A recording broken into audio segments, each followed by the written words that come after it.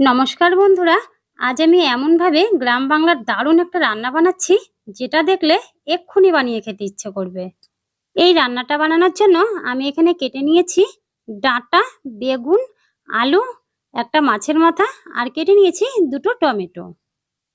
এখন গ্যাসের ওপরে কড়াই বসিয়ে দিয়ে তার মধ্যে দিয়ে দিচ্ছি 4 টেবিল চামচ সর্ষের তেল। এবার তেলটা একটু গরম হয়ে গেলে দিয়ে দিচ্ছি কেটে রাখা আলু। এবার আলুগুলোকে একটু ভেজে নিচ্ছি। আলুটা ঠিক এইরকম ভাবে ভাজা হয়ে গেলে এবার দিয়ে দিচ্ছি কেটে রাখা ডাঁটাগুলো।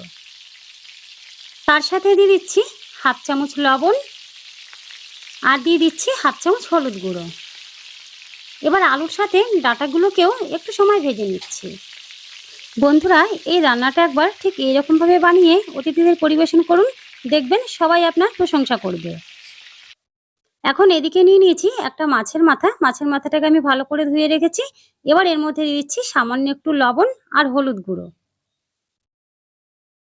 দিয়ে মাছের মাথাটাকে ভালো করে মেখে নিচ্ছি।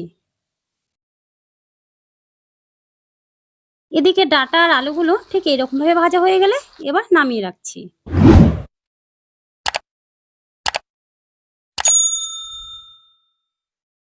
এবার কড়াইয়ের মধ্যে যে তেলটা রয়েছে এই তেলের মধ্যে দিয়ে দিচ্ছি মাছের মাথা। এখন মাছের মাথাগুলো এইভাবে উল্টে পাল্টে দু পিটি ভেজে নেব। ঠিক এইরকম ভাবে মাছের মাথাগুলো ভেজে নিয়ে এবার তুলে রাখছি। বন্ধুরা, আগে ডাঁটা আলুগুলো একটু ভেজে নিয়ে তারপরে মাছের মাথাগুলো ভেজে নেবেন, এতে করে দেখবেন তেলটা একটু কম লাগবে। এবার এই তেলের মধ্যে দিয়ে দিচ্ছি 3 টুকরো শুকনো লঙ্কা আর হাফ চামচ গোটা জিরে ফোড়ন। ফোড়নটা একটু ভেজে নিচ্ছি। এবার এর মধ্যে দিয়ে দিচ্ছি কেটে রাখা টমেটো। টমেটোটা দিয়ে এইভাবে একটু নাড়াচাড়া করে এবার এর মধ্যে দিয়ে দিচ্ছি জিরে, আদা আর কাঁচা লঙ্কা বাটা। এখানে আমি 2 চামচ জিরে, 4-5টা কাঁচা লঙ্কা আর 1.5 ইঞ্চি মতন আদাকে একসাথে বেটে রেখেছিলাম। একই সাথে দিয়ে দিচ্ছি হাফ চামচ ধনে গুঁড়ো, হাফ চামচ লঙ্কার গুঁড়ো, হাফ চামচ হলুদ গুঁড়ো আর দিচ্ছি হাফ চামচ লবণ। এবার সব কিছুকে একসাথে একটু সময় নিয়ে ভালো করে কষিয়ে নিতে হবে। গ্যাসের আঁচটা একেবারে কমিয়ে দিয়ে মশলাটা কষিয়ে নেব, না হলে মশলাটা পুড়ে যেতে পারে।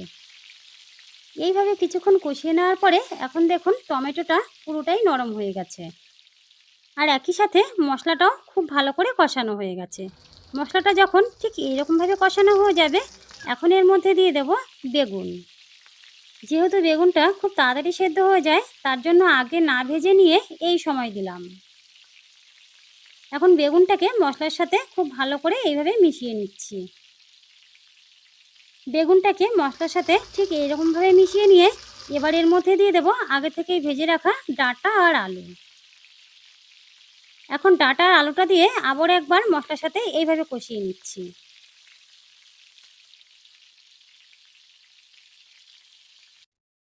এখন সব কিছু ঠিক এইরকমভাবে কষানো হয়ে গেলে এবার দিয়ে দিচ্ছি জল। আমি এখানে 2 কাপ পরিমাণ জল দিচ্ছি। এখন জলের সাথে সবজিগুলোকে এইরকমভাবে মিশিয়ে নিচ্ছি। তারপরে আরও হাফ কাপ পরিমাণ জল দিয়ে দিচ্ছি। এবার এর মধ্যে দিয়ে দিচ্ছি আগে থেকে ভেজে রাখা মাছের মাথাগুলো।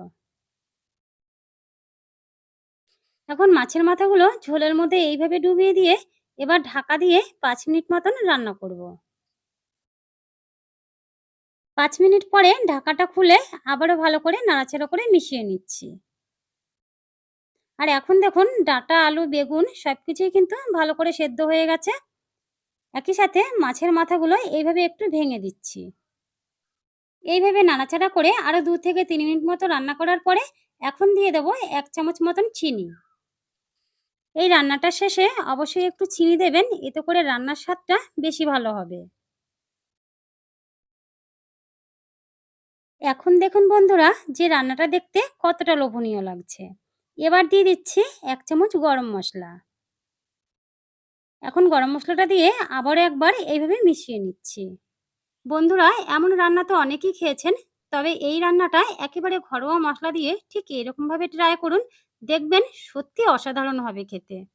আর যে একবার আপনার হাতের রান্না খাবে সে বারবার খেতে চাইবে। তো আজকের মতন এই পর্যন্তই বন্ধুরা। সকলেই ভালো থাকবেন। ধন্যবাদ।